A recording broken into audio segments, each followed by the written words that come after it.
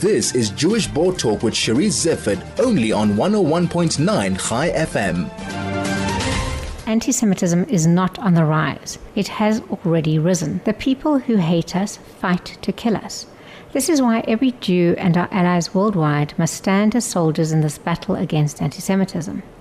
This clarion call for action is a direct quote from my guest now, Yuval David. Thank you so much for having me on your show. As an Israeli-American or American-Israeli, I had this duality where I was connected to both countries, to both lands. I've worked in Israel quite a bit, both in entertainment and media, and also, of course, within the advocacy space, which I'm very involved in. Shall we get into that advocacy space? I'm in the advocacy space all the time, so shall you join me in the advocacy space? You are an advocate. The things that you say about not just the Jewish people, but about all of the causes you believe in makes you an advocate. And I think that's what's important for all your audience to understand. We all must see ourselves as advocates and activists. We represent not just ourselves, we represent our families, our friends, our communities, our nations, our countries, the organizations we work with. We all represent each other. That's what is so necessary during this time when the world is in crisis, but especially when the Jewish people are being attacked internationally. We are advocates, we are activists. This is a war. We are at war, and every single one of us is a soldier. Maybe not by choice, but we're forced into it, so we need to step up. It's so true what you say. The world changed, at least it did for me, on the 7th of October. And I think it changed for every Jew to a certain greater or lesser extent. What changed for you on that day? Firstly, I have people I know who were killed on the 7th of October. I had 2 friends who were taken hostage on the 7th of October. That was, of course, life-changing. What changed for me was the 8th of October. That proved how much anti-Jewish sentiments, how much anti-Semitism there is around the world.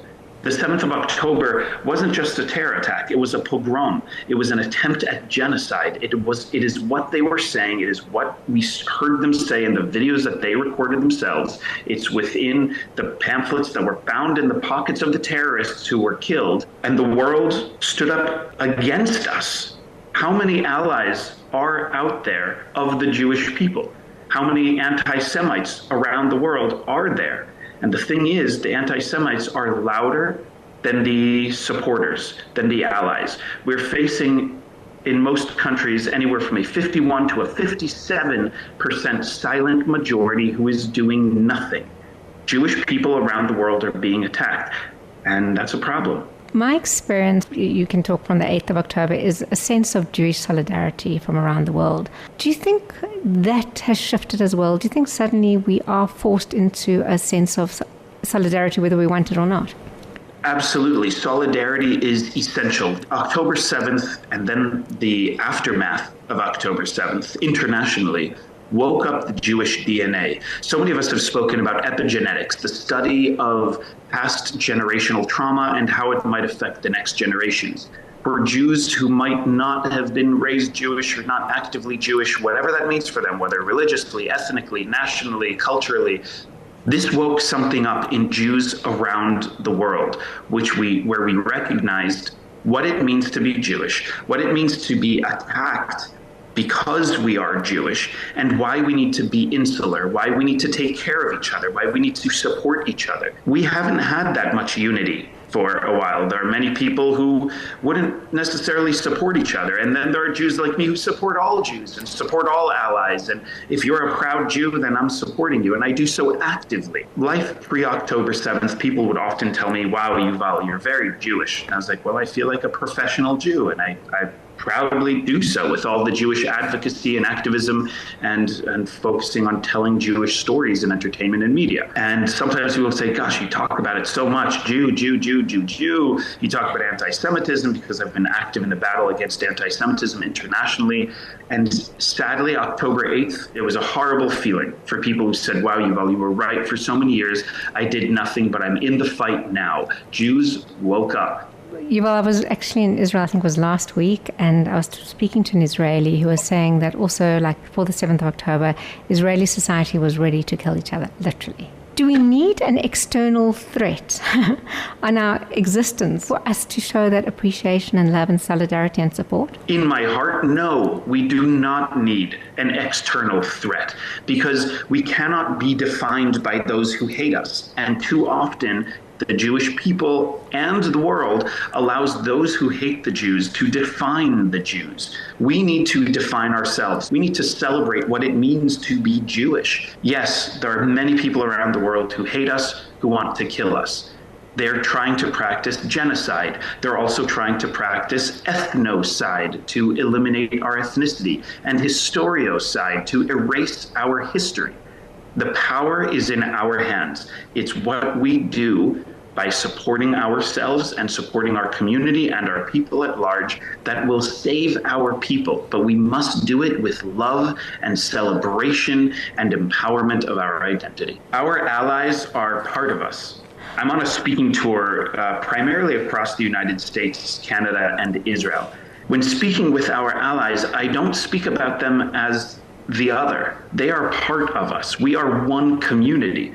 And one of the things, especially with people who have stepped up in very active ways to support the Jewish people and to express their support, I don't say thank you. I don't thank them for doing what any human being should do.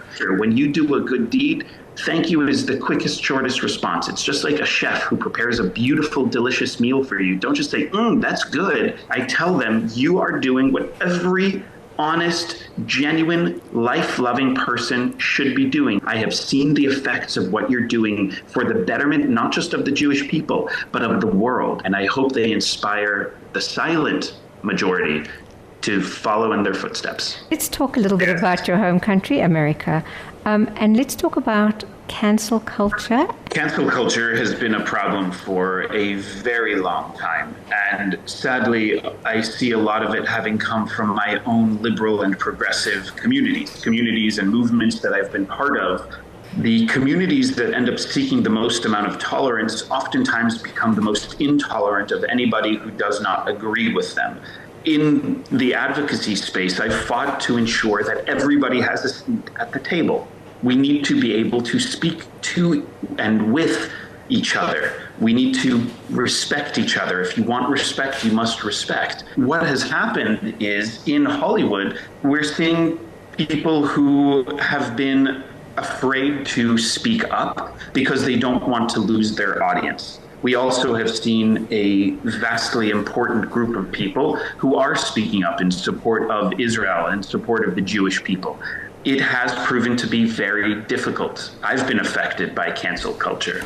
I have oftentimes been told throughout my career, even before October 7th, that I'm either too Jewish or not Jewish enough. It came from casting directors, it came from producers. Let's focus on the present right now, where we still have so many people in Hollywood who have not spoken up, who have said nothing about October 7th, but they've spoken up about other world crises happening around the world.